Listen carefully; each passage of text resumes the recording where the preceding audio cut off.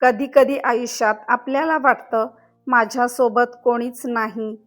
ज्यांच्यावर आपण मनापासून प्रेम केलं, ज्यांच्यावर विश्वास ठेवला, तेच लोक कधी ना कधी आपल्यापासून दूर जातात आणि मग मनाला एक प्रश्न पडतो, मी आता एकटं कसं राहू?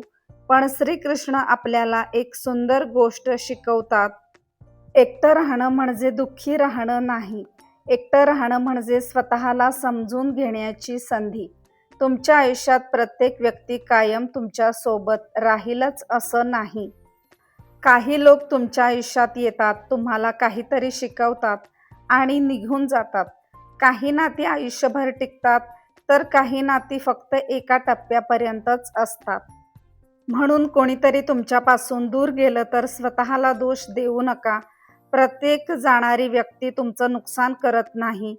काही लोक तुम्हाला स्वतःकडे परत आणण्यासाठी जातात.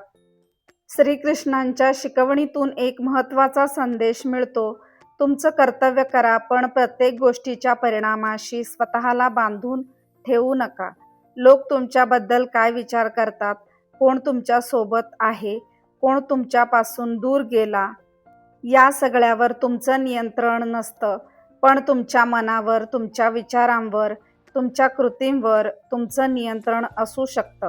म्हणून स्वतःला इतकं मजबूत बनवा की कोणी तुमच्या सोबत असेल तर तुम्ही आनंदी आणि कोणी नसेल तरी तुम्ही शांत.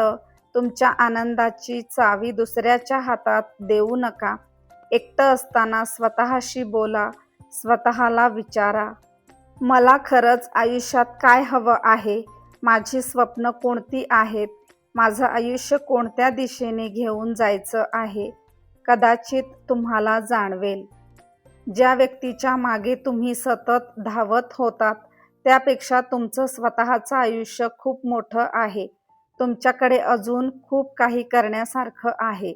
तुमची स्वप्न आहेत, तुमची ध्येय आहेत, तुमची स्वतःची ओळख आहे.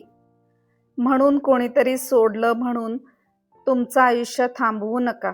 कधीकधी एकटेपणा ही शिक्षा नसते, तो स्वतःला घडवण्याची संधी असते.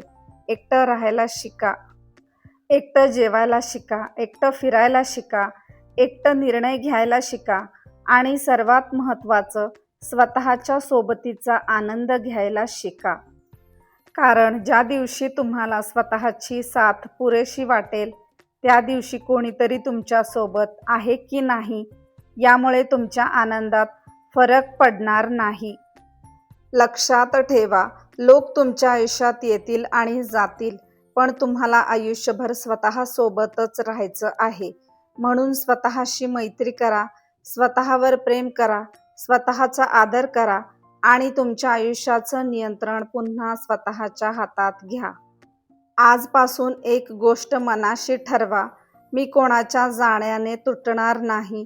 मी कोणाच्या येण्यावर माझा आनंद अवलंबून ठेवणार नाही. मी स्वतःसोबत आनंदी राहायला शिकेन. कारण एकटेपणा तुम्हाला कमकुवत करण्यासाठी आलेला नसतो, तो तुम्हाला आतून मजबूत करण्यासाठी आलेला असतो. आणि जेव्हा तुम्ही स्वतःसोबत आनंदी राहायला शिकता, तेव्हा आयुष्य खऱ्या अर्थाने सुंदर बनतं. शांत रहा, स्वतःवर विश्वास ठेवा आणि तुमच्या कर्माच्या मार्गावर पुढे चालत राहा. कारण तुमची खरी ताकद इतरांच्या सोबतीत नाही, तुमच्या स्वतःच्या मनात आहे.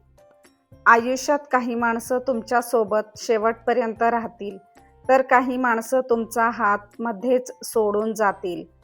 पण त्यांच्या जाण्यामुळे तुमचं आयुष्य थांबायला नको. श्रीकृष्णांच्या शिकवणीतून एक सुंदर संदेश मिळतो, आपलं कर्तव्य करत राहा आणि जे आपल्या नियंत्रणात नाही त्याला स्वीकारायला शिका. म्हणून आजपासून कोणीतरी तुमच्यापासून दूर गेलं तर स्वतःला कमी समजू नका. स्वतःला एकच सांगा, मी कोणाच्या सोबत असण्यावर माझा आनंद अवलंबून ठेवणार नाही.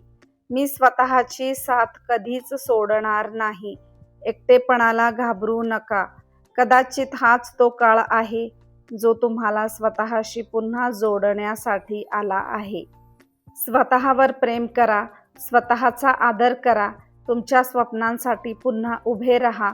कारण शेवटी लोक तुमच्या आयुष्यात येतात आणि जातात, पण तुम्हाला आयुष्यभर स्वतःसोबतच राहायचं आहे.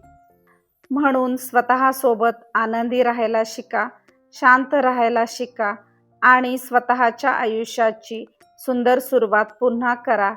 जर हा संदेश तुमच्या मनाला स्पर्श करून गेला असेल तर कमेंटमध्ये लिहा, मी स्वतःची साथ कधीच सोडणार नाही. अशाच मनाला बळ देणाऱ्या आणि आयुष्य बदलणाऱ्या विचारांसाठी माइंडसेट मोटिवेशन चॅनलला सबस्क्राईब करा. पुन्हा भेटूया एका नव्या